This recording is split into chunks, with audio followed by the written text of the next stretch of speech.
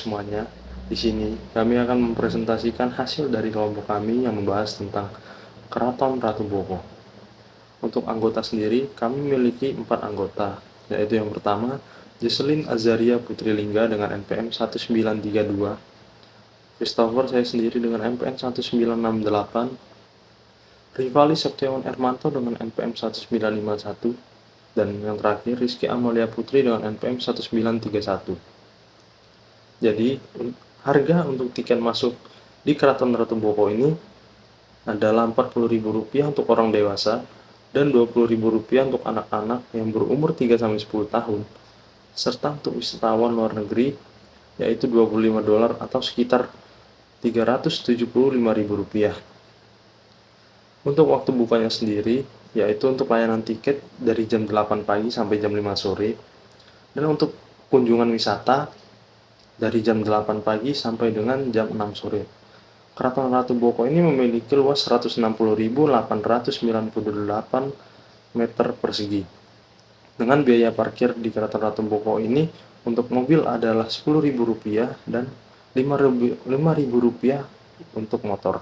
Keraton Ratu Boko ini berlokasi di Jalan Raya Piungan, Prambanan nomor 2, Gatak, Bokoharjo, Kecamatan Prambanan, Kabupaten Sleman, Daerah Istimewa Yogyakarta 5572.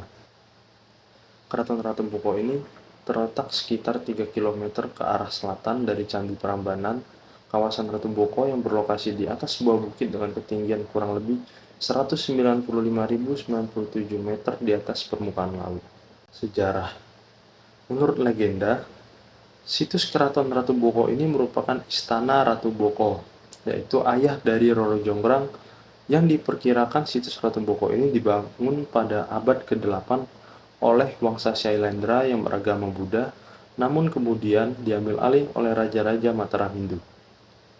Jadi, pada dahulu kala, hiduplah raksasa pemakan manusia bernama Prabu Boko. Setiap hari, ia mengirim prajuritnya untuk mencari manusia untuk dimakan. Jika prajurit itu gagal, maka ia yang akan dilahap. Teror itu pun membuat warga mencari perlindungan ke kerajaan tetangga. Dengan penguasa kerajaan yang baik hati, ia pun mengirim putranya yaitu Bandung Bondowoso untuk melawan raksasa tersebut. Pertempuran yang terjadi selama 10 hari itu berhasil dimenangkan oleh Bandung Bondowoso dan Prabu Boko pun kalah. Prabu Boko sendiri adalah penguasa di Keraton Ratu Boko. Fasilitas yang tersedia di Candi Ratu Boko adalah restoran, Plaza Andrawina, toko souvenir, kantor dan pusat informasi, camping ground, gazebo, spot foto, tour guide, musola, wastafel, toilet, dan parkiran. Masalah yang kami temukan saat mengunjungi Candi Ratu Boko adalah tempat cuci tangan yang tidak terawat dan masih belum otomatis, tumbuhan banyak yang layu dan gersang, gazebo dan papan informasi kurang perawatan, tidak ada pegangan tangan di tangga, papan petunjuk tentang informasi candi tidak lengkap dan kurang menjelaskan tentang isi candi tersebut. Tidak ada rute yang jelas, jumlah papan petunjuk kurang, jadwal pertunjukan tidak tetap, tidak ada brosur atau informasi tentang candi.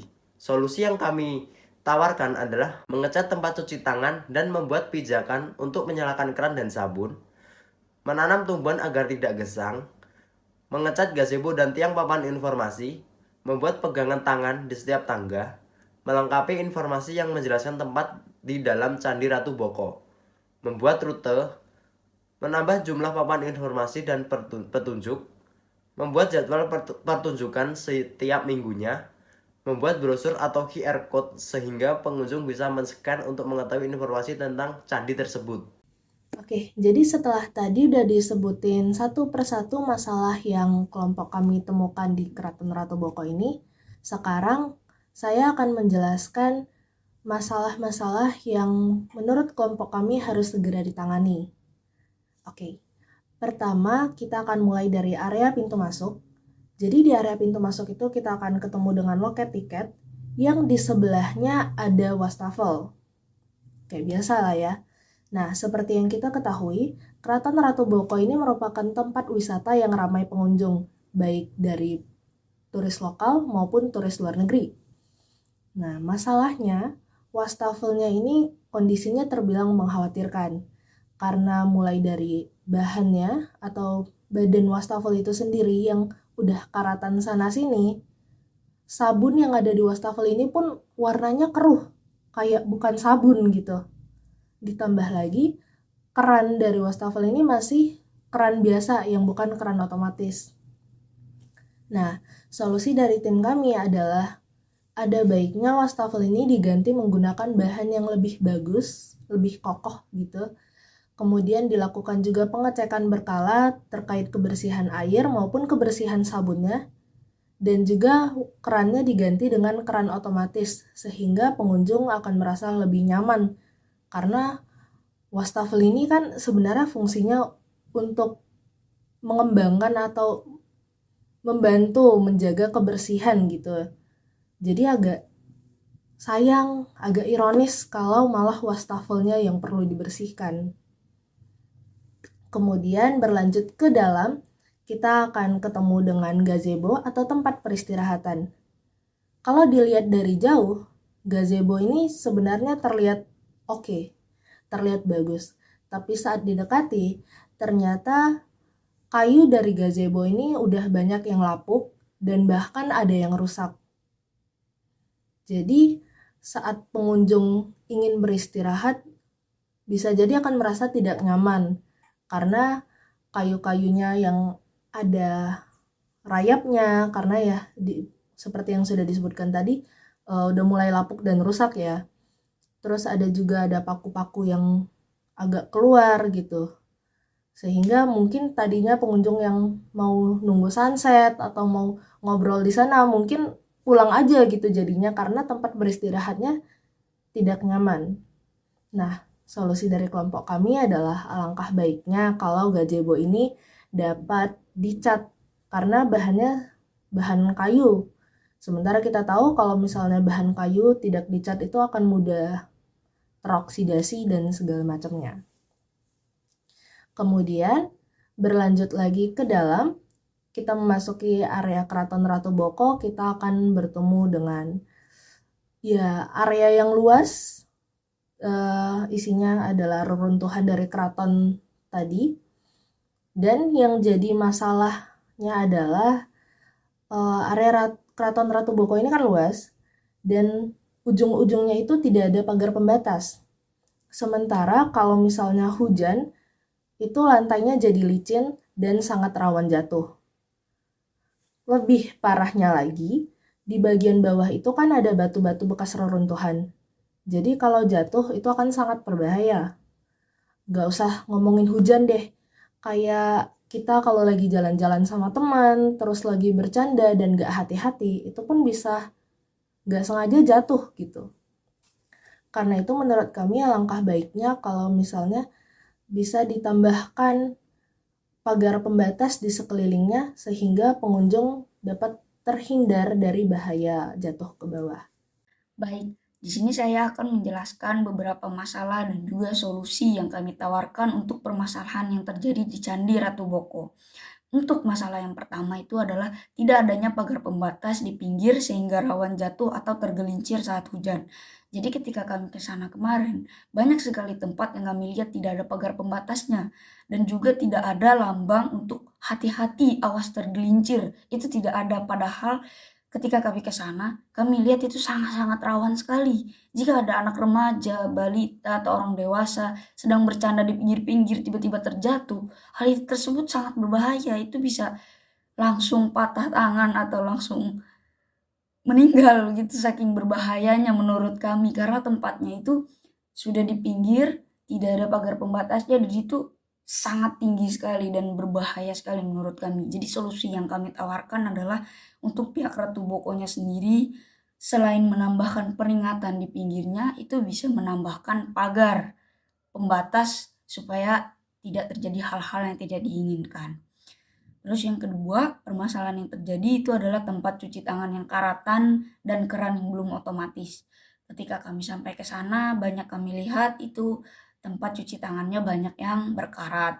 Dan juga terdapat juga beberapa keran itu yang kepalanya copot gitu. Seharusnya kan hal itu tidak mungkin terjadi untuk harga tiket yang tinggi gitu di Candi Ratu Boko, bagaimana hal tersebut bisa terjadi, dan juga banyak keran yang belum otomatis gitu.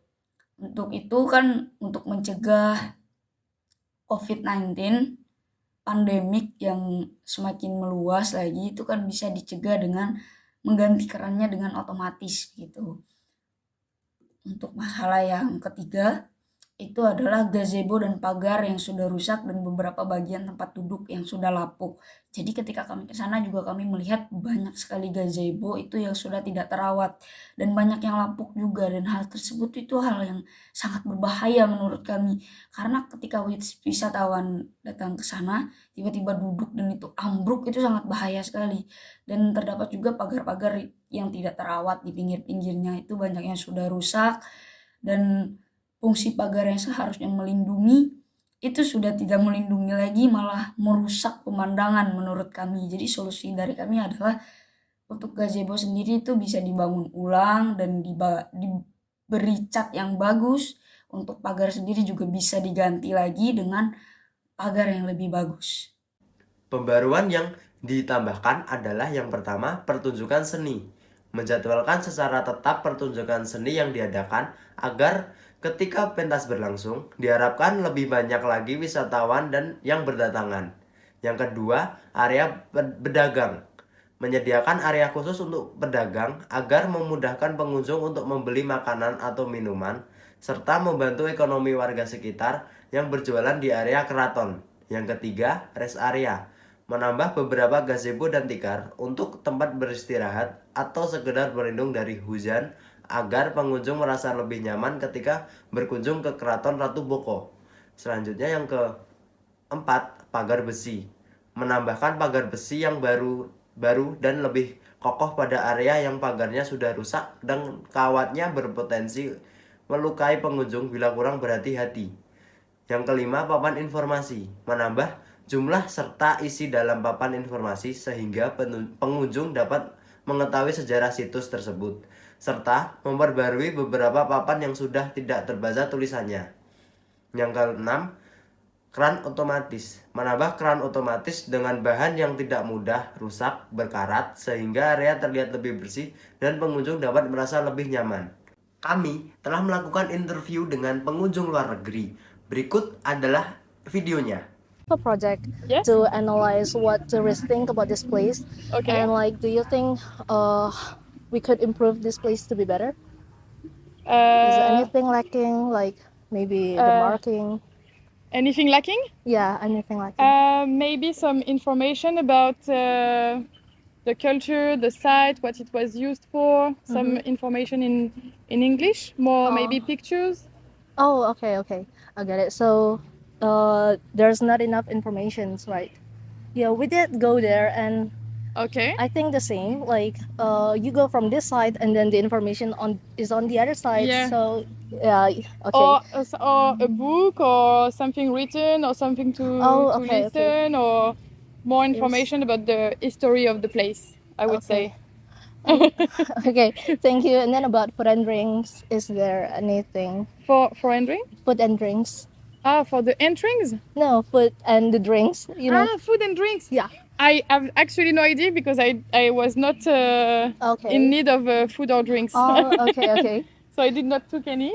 Okay. I don't know about this. I'm sorry. Sekian presentasi dari kelompok kami ucapkan terima kasih.